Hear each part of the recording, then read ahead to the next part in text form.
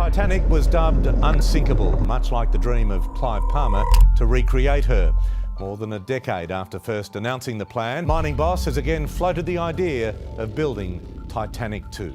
And we hope to commence construction of the ship in 2025, and the first ship will come into service, scheduled at the moment in June 2027. What if one of the biggest ships ever promised was never meant to sail at all? A billionaire said it would be unsinkable, that it would rise from the ocean's darkest tragedy. But over a decade later, there's no ship, no proof, and a trail of theories more bizarre than fiction. Eccentric billionaire Clive Palmer has relaunched his plans to build the Titanic II, rather the third time in just over a decade. From missing hulls to ghost cabins, secret deals to NFT scams, this is the Titanic story no one expected. And what we just uncovered might explain why Titanic II was never supposed to leave the dock in the first place. The billionaire's ship that never sailed. Clive Palmer isn't your average billionaire. He once claimed he had lunch with Elvis. He tried to build a dinosaur theme park in Queensland, complete with animatronic velociraptors.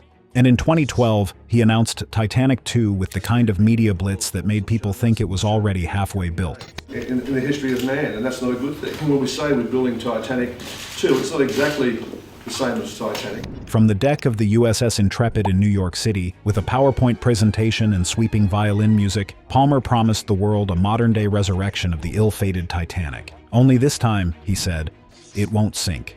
He set a launch date for 2016. Then it moved to 2018, then disappeared.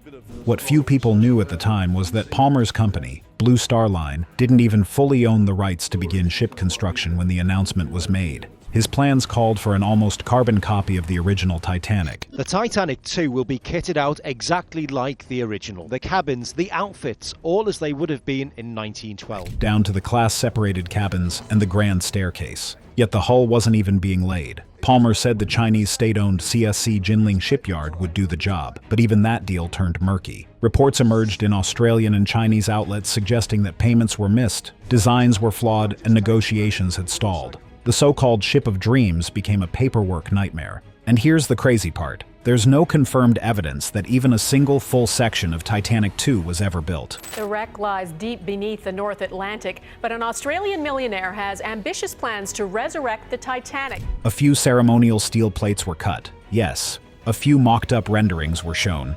But unlike modern cruise builds, where you can track progress through satellite images and shipyard live streams, Titanic II has remained invisible. One Redditor jokingly called it the most ambitious PowerPoint in maritime history. Some even speculated the entire announcement was designed to boost Palmer's political profile during his turbulent years in Australian Parliament. Even more bizarrely, conspiracy theories started brewing online. Some claimed that Titanic II was a front for laundering money through international contracts. Others speculated Palmer had ties to Chinese state ventures that soured during the South China Sea disputes, which affected deals with foreign companies. Tensions between China and the Philippines over the disputed South China Sea are increasing. In 2016, when Palmer's company Queensland Nickel collapsed and over 200 workers lost their jobs, public outrage exploded. Many began questioning how he could afford a billion-dollar replica ship while workers' retirement funds vanished. Still, Palmer never gave up the illusion. In 2022, he doubled down, announcing the ship would now be ready by 2026.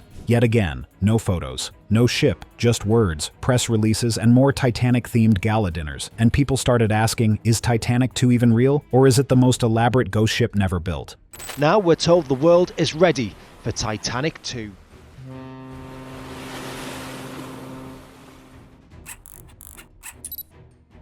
The missing hull, the Dubai mystery, and the email list that fooled thousands. As the years dragged on and no ship appeared, Titanic II took on an almost mythical status.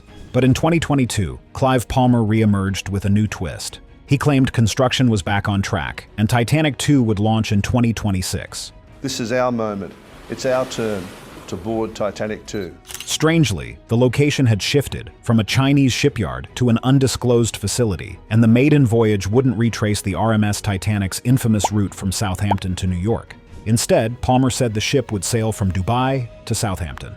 That alone raised eyebrows. Why Dubai? And more importantly, where was the ship actually being built? Journalists and maritime analysts scrambled for answers.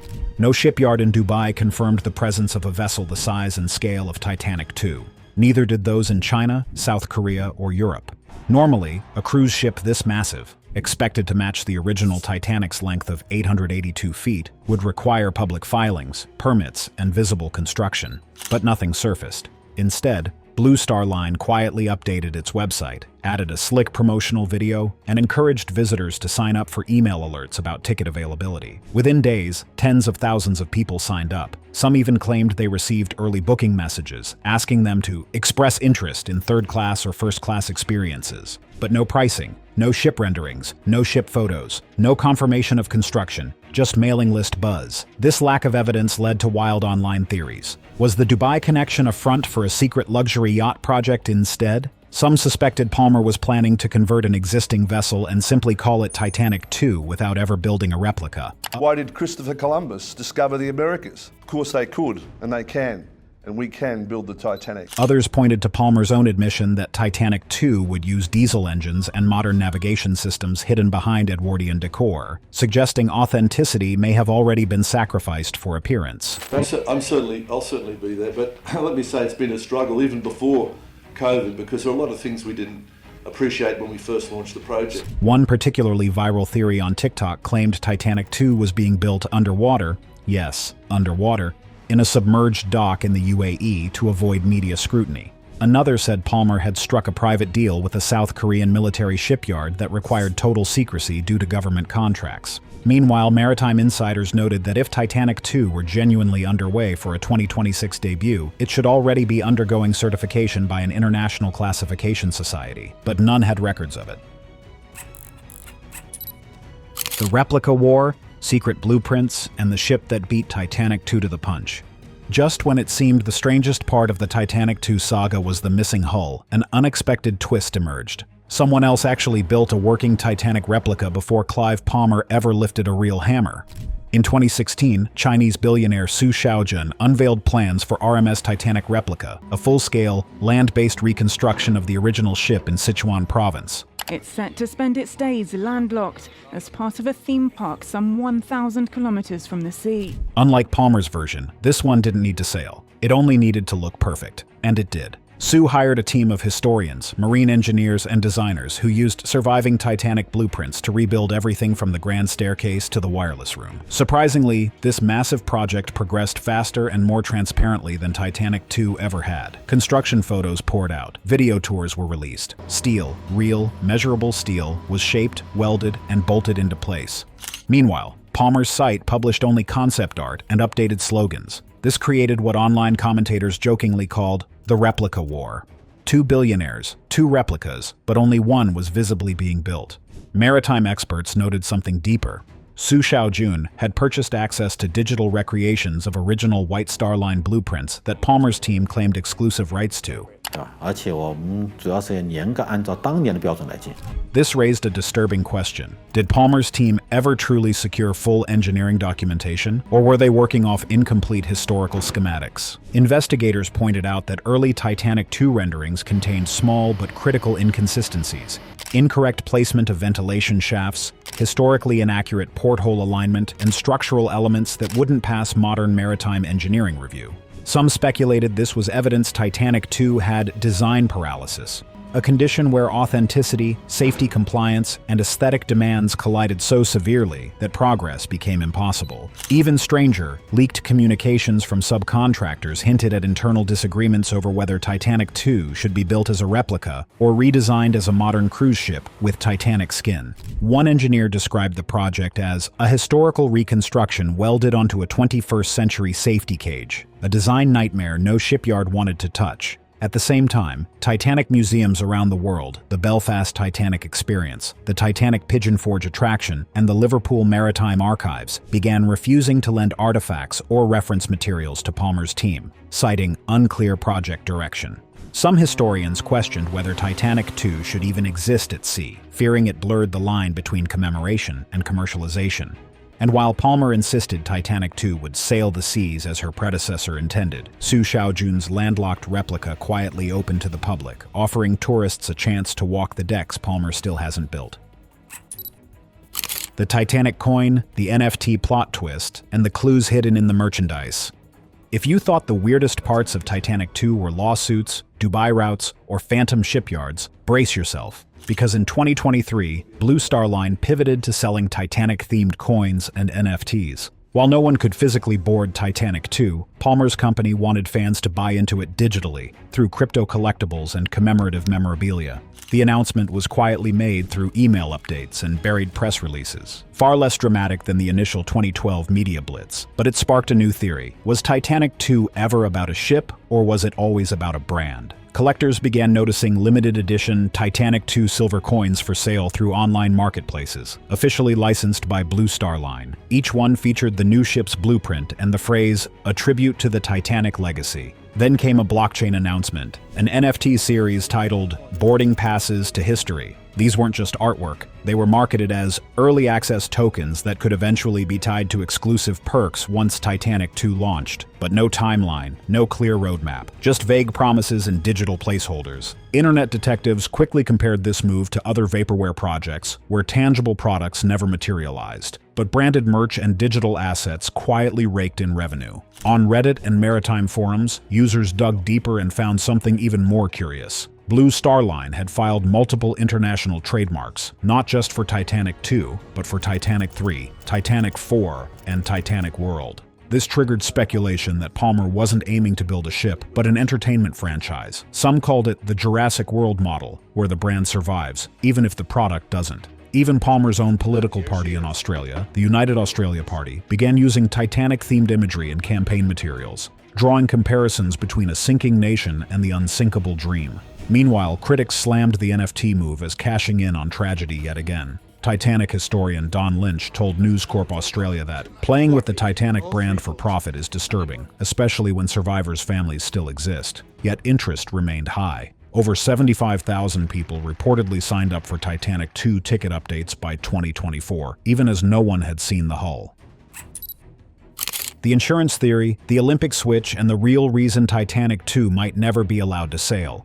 As Titanic II continued floating in a sea of press releases and speculation, a darker undercurrent emerged. The insurance theory, not for Titanic II itself, but for the original RMS Titanic. This theory, once dismissed as fringe conspiracy, has slowly gained traction online and now casts a shadow over the replica project's future. The claim that the Titanic wasn't the ship that actually sank in 1912.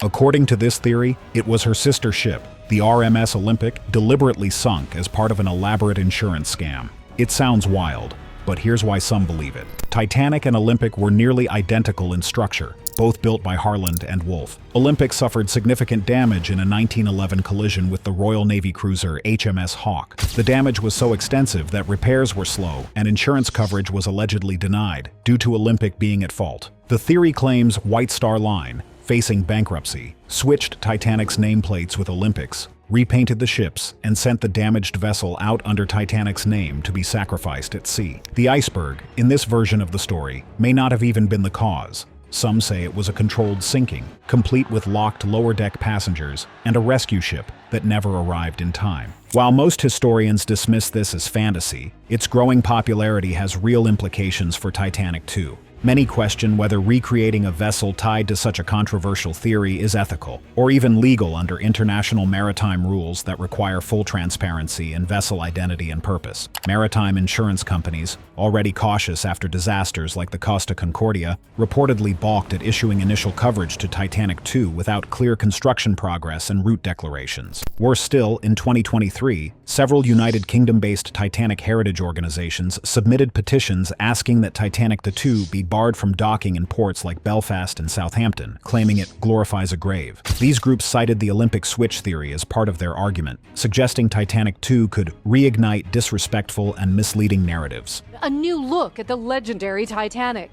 These fresh images exposing an altered landscape 2.5 miles underwater. Meanwhile, Palmer himself was asked about the theory during a rare 2023 interview, and surprisingly, he didn't deny it outright. Instead, he smirked and said, "There are many stories about the Titanic. Some of them are more interesting than the facts. That one comment poured gasoline on a fire already burning. TikTok and YouTube exploded with theory videos, some claiming Titanic II is cursed to fail if it ever sails. Others argue Palmer knows this and is deliberately keeping Titanic II trapped in myth, because the myth sells better than the voyage ever could. The billion-dollar lifeboat problem no one wants to talk about. While the grand staircase, first-class elegance, and vintage Edwardian menus dominate public fascination with Titanic II, there's a far less glamorous and far more serious obstacle quietly lurking in the background: lifeboats, and not just the number of them, but where they'd go, how they'd deploy, and whether they'd even fit within Titanic II's aesthetic obsession with historical accuracy. You see, the original RMS Titanic had just 20 lifeboats, enough for roughly half of the 2,200 souls on board. It was this failure in maritime safety policy that helped kill over 1,500 people in 1912.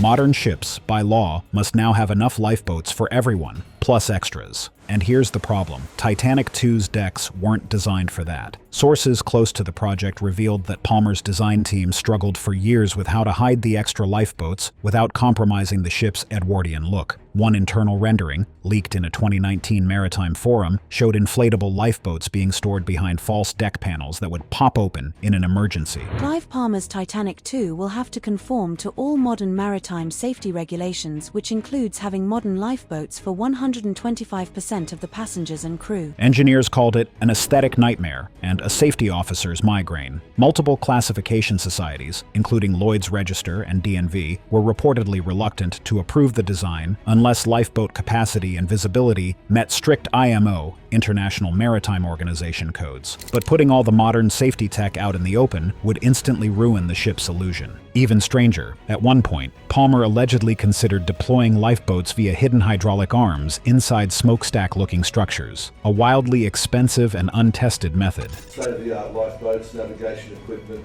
and a more modern cruising sort of atmosphere on that particular deck. According to a former Blue Star Line contractor quoted anonymously in a Maritime Insider interview, they were trying to recreate a museum piece, not a seaworthy vessel. Safety was treated like an afterthought. This lifeboat dilemma soon triggered a domino effect. Adding more lifeboats meant reinforcing the ship's structure, which increased its weight, which then required recalculating its engine needs and hull draft, all of which increased the cost. At one point, the team debated removing entire sections of the upper promenade deck to make room for lifeboats, only to realize it would contradict Palmer's original vision of a one-to-one replica. And here's the kicker. Without an approved lifeboat plan, Titanic II legally cannot carry passengers at sea. That's not a design hiccup. That's a full stop. Critics now argue this very problem may be why no shipyard has committed fully to finishing the build. Because solving the lifeboat issue isn't just about finding space. It's about confronting the fact that some ghosts of 1912 can't be neatly tucked behind polished brass and mahogany paneling. The haunting letters, Titanic curses, and why crew members are quietly refusing to join.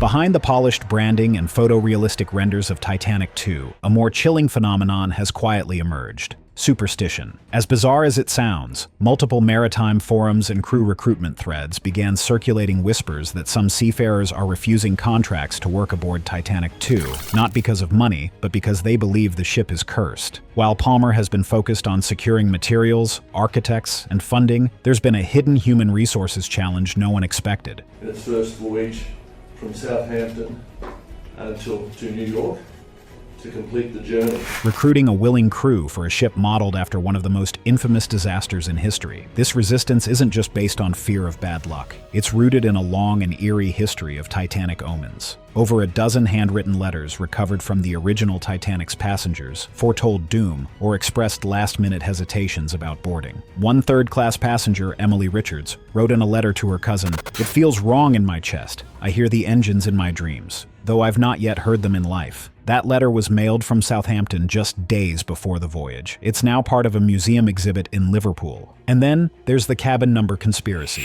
One of the most repeated stories from the 1912 tragedy involves cabin B73, which some survivors claimed was where several strange knocks were heard the night before the ship struck the iceberg. No official logs confirm this, but the story has taken on a life of its own in maritime folklore. When early Titanic II mock-ups showed cabin numberings, sharp-eyed fans noticed B-73 appeared again, a detail Palmer's team later tried to quietly alter. Too late. Reddit threads lit up. "They're building the ghost room again," one comment warned. In 2023, a leaked document from a maritime staffing agency showed a troubling trend. Over 40% of highly rated officers and hospitality crew declined offers tied to Titanic II. The most common reason? Spiritual discomfort.